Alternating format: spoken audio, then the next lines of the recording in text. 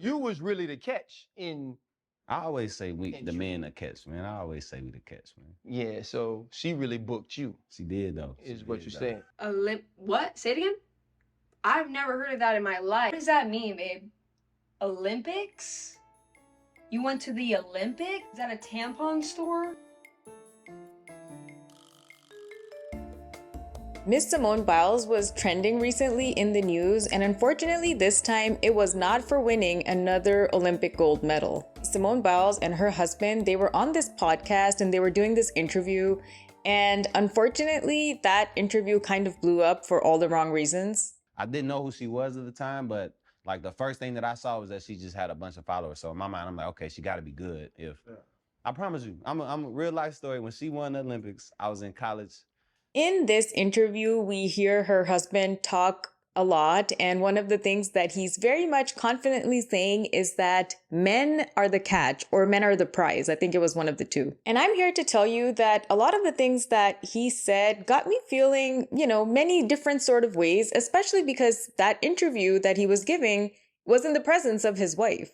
I swiped her and it said we matched. So I'm just like, oh, okay. So I'm gonna see what's up. So I go do my workout and I come back and I get like, I had some likes on my Instagram, and I'm like, oh, this might be. I'm like, okay. So I see what's up, and then I still waited. I'm like, man, I'm gonna wait till I, take a shower and everything.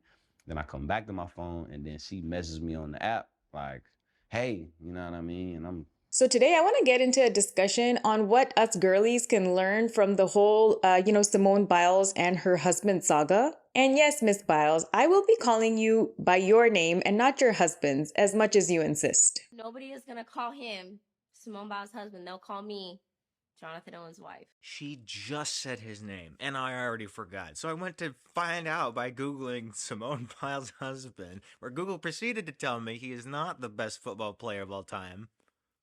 So we're not calling him that. I already forgot his name again. So just a disclaimer, and I want to say this up front, that this video by no means is an attack or a diss to Miss Simone Biles. Not at all, okay? Because she is a true legend and a very, very high achieving one. And I actually just recently found out that she was only 26 years old. I don't know, for some reason in my mind, I thought she was like 30. I think it's because she's been in the public eye for so long. But this girl is only 26 years old, okay? And I am not here to judge any girl in her messy, 20s era. Let's not all go into what all of us were doing in our 20s and who we were dating, okay? Let's just not open that can of worms. But I will say that there are a lot of lessons here, a lot of things that we can discuss, and a lot of things that we can learn from her current situation and some of the things that her husband said, because a lot of those things, had my head spinning. So let's get into it.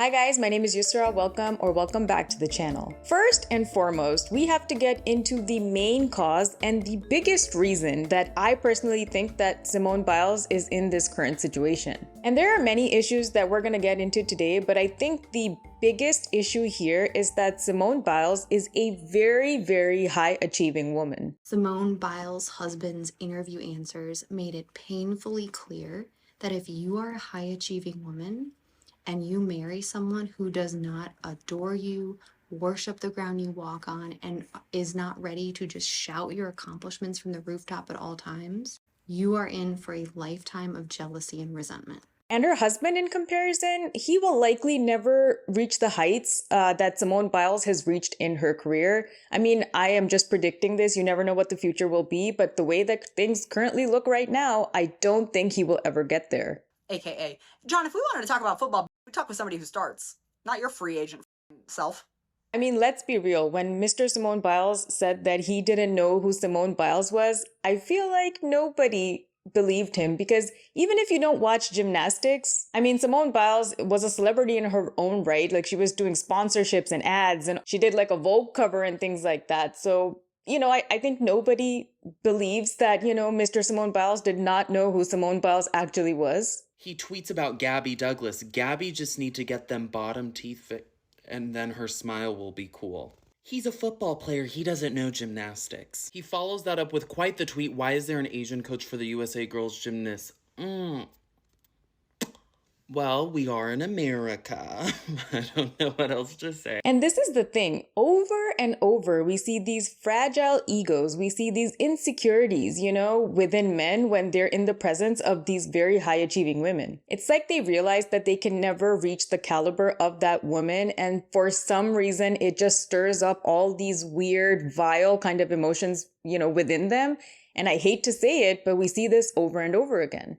If I was in his situation and that's how I met my girl, this how if somebody asked me, I'll be like, hey, without even thinking, just subconsciously, I would be like, hey, we met on a dating app, we started talking to each other and we started hanging out.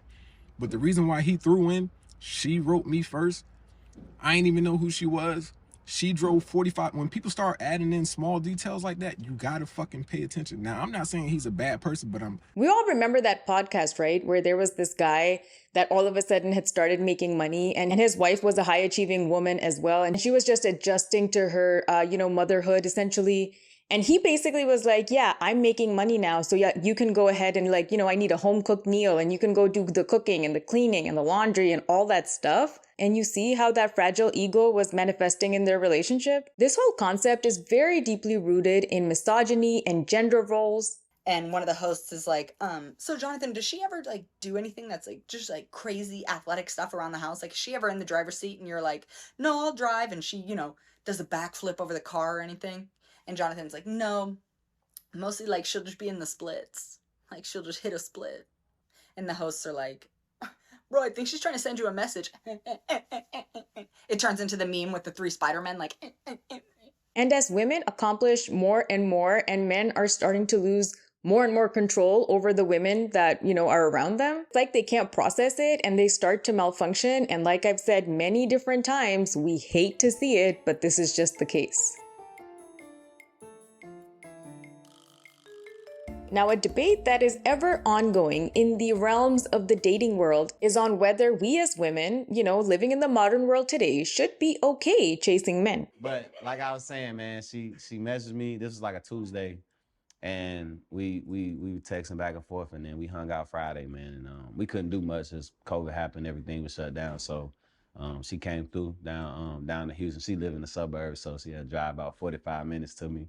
Then the rest is history, man. So honestly, my take on this is that because we are very much in the depths, in the pits of misogyny as things stand today, until there is true equality within relationships between men and women, I personally don't recommend women chasing men. Sorry. Men have a long way to go in terms of relationship dynamics, emotional intelligence, and basic selflessness and thoughtfulness within relationships. Not all, but enough. So until I see the day where relationship dynamics between men and women are equal, or at least much better than the way things stand today in most cases that I've seen out there, I'm just gonna advise my women out there to not chase men. I know in theory, women should be going after what they want and achieving. And Simone Biles probably had that same mentality. And she was like, I achieve everything in life. I'll go get this man too. And I think it kind of goes into their relationship dynamics. If I say this out loud, was Jonathan Owens ain't really want Simone Biles.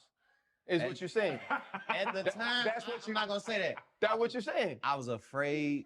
I was afraid to commit. I'm like, this is my 3rd year. I'm trying to, I'm like, it's kind of early. I've seen this too many times when women go out of their way to make the first move or to chase a man or to drive 45 minutes to go see a man, that honestly, the way that man perceives her, the value that she has in front of that man, it goes down. I will say this. Personally, I've seen a couple of successful cases where, the woman made the first move, but in one case, the woman made the first move, but it was more like a glance, you can come approach me, and then the man still did all of the chasing after that initial sort of signal from the woman, and that worked out great. In another case, a woman did a lot of the, chasing up front, and that worked out fantastic too, but that man in that relationship is a freaking rare gem, very open-minded, and not one of those podcast alpha man-child bros out there. So that was another really good case that worked. But honestly, I think these are the exceptions and not really the rule. And, I don't like saying that there are rules for anybody because it's a huge world out there and there's so many people out there and you do you and different things work for different people. But if we are to generalize, there's a lot of other things to chase in life and men, yeah, maybe they just shouldn't be one of them. I just want us women to be loved and adored and respected, in our relationships because we're so cautious, about getting into one to begin with. So if we do get into one, let's let that be a good one. If he loves you less in the relationship than you love him, I just don't think it's gonna work. And I'm gonna go ahead and say another thing too, okay? A big component of how much this man is actually gonna love you is directly tied to how attractive he thinks you are. It's pretty privileged, plain and simple. The vibe that I get from that is he's saying she wasn't really my type. She wasn't really my type. She isn't the typical girl that I could have gotten or, would have gotten with, but I gave her a chance, therefore I am the catch. Now, there have been some people on TikTok that have been saying that, perhaps Simone Biles is not her husband's type, and maybe that's what goes into, how he's treating her and how he views her and things like that. And I guess you can make that argument because Simone Biles is a freaking athlete, like a legendary athlete, so she would have an athletic build, right? And not the hourglass Coke bottle shape that, all these people are singing about out here, right? Is that he is like over 6 foot, lighter complected, deep ass dimples, hazel eyes. She is an Olympic gymnast. Gymnastics scientifically stunts your growth. So she's probably about 4'11" of straight muscle, bro. And could this be the reason that, her husband was fighting it and I was fighting it? I can't believe he said that. I was fighting it for all this time.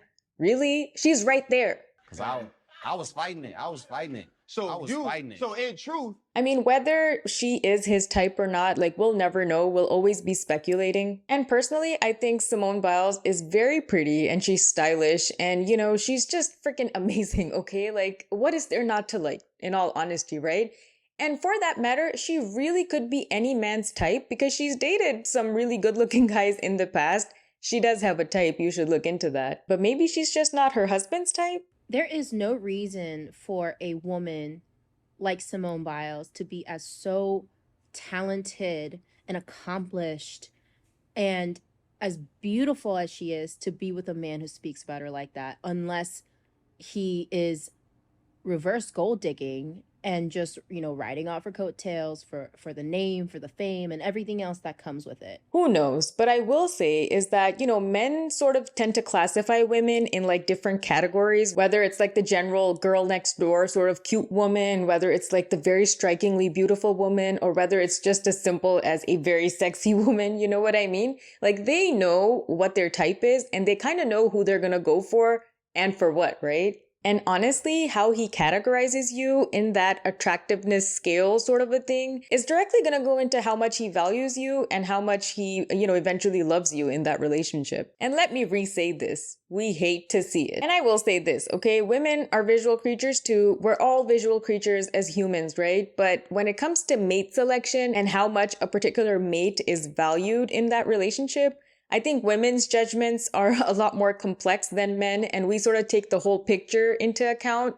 And for men, I think a lot of emphasis is placed on the attractiveness and beauty and the type, of that man. And if you're outside of that, I think, yeah, your value is just probably not going to be very high in that man's eyes.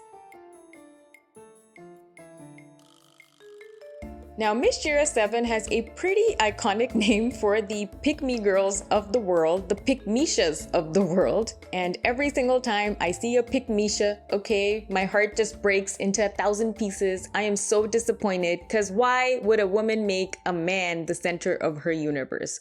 Why? You've been here for me for a very long time. You stayed in a 21-year situationship with me while I was working on myself, and now I'm finally ready to settle down. Even though the woman I actually wanted to marry already said no, you stepped it up. You stepped it up. No man is worth you selling your soul, your dignity, your self-respect for. I'm sorry, I don't care who he is. And when I saw this TikTok, my heart just kind of sank, to be honest. It made me feel not very good. What's his favorite thing to eat? Does he prefer cuddles or kisses? What does he wear the most? What is his pet peeve? Because, okay, yes, it may be harmless, couples content out there and they're just having fun.